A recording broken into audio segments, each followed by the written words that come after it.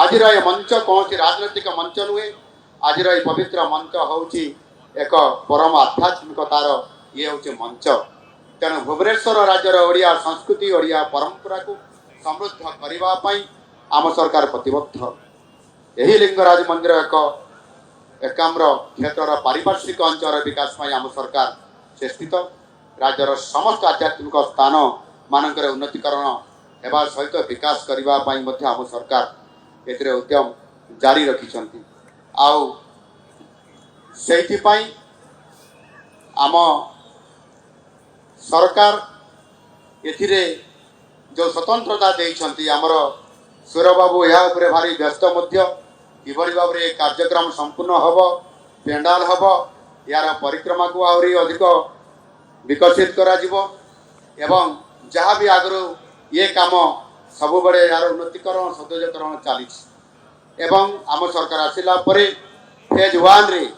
जो काम को आज टेंडर प्रोसेस वर्तमान शेष पर्याय पहुंची जाइए 180 कोटी टंकार जो लिंगराज प्रकल्पर ये कार्य आज आरंभ हवापाई जाऊे टेंडर प्रक्रिया क्रम सरी जाइए एवं फेज 2 आउ गोटी आसुची ये फेज 2 रे 150 कोटी टंकार बिंदुसागर पारिपार्श्विक विकास एवं ता सहित महाप्रभु लिंगराज इंटरप्रिटेशन सेंटर हवापाई जाऊँ जो 150 कोटी टंका एते तार डीपीआर काम चली ये समुदाय को मिसेले 330 कोटी टंका ये तार डीपीआर माध्यम कार्यक्रम गोटे पटर टेंडर सरी जाइए आरंभ हम एवं फेज 2 रे आप 150 कोटी टंका यार काम ये आपंकर जो डीपीआर सरला मात्र ये काम भी टेंडर प्रोसेस जाकर काम आरंभ हम सुर भाई जमी छानिया एवं काम को शीघ्र सारिबा पाई एरा सुर भाई आज भी आम आलोचना करूँ समीर भाई सांगे बयस है 85+ हाँ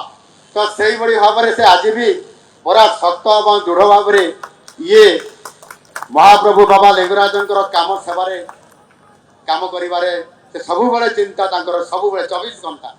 यार से सब केमती पेंडाल हम किंतु खाली पेंडाल तो करवा ना या भी निश्चित भाव में आपण मैंने जिते यार आमको आवश्यक क्लियरेंस देदेवे काम कर भी असुविधा ना किंतु ये लिंगराज प्रकल्पर समस्त कार्य को आम संपूर्ण करवा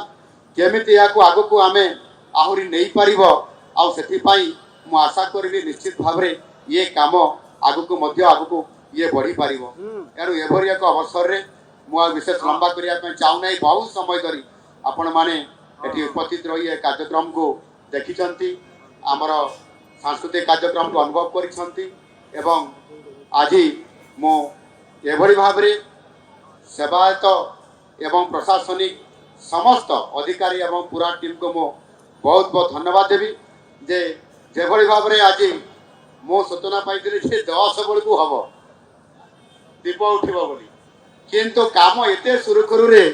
एवं एडवांस होकर चलला जो थे कि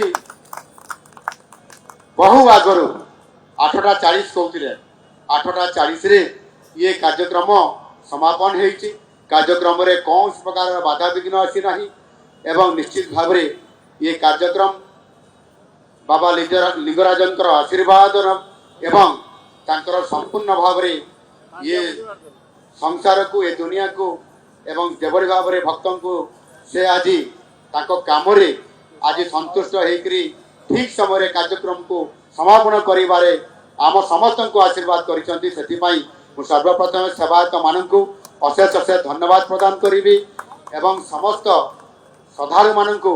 जहाँ कि आज बाबा लिंगराज आशीर्वाद करिसेंती निश्चित भाव में आपण मान समस्त को धन्यवाद प्रदान करू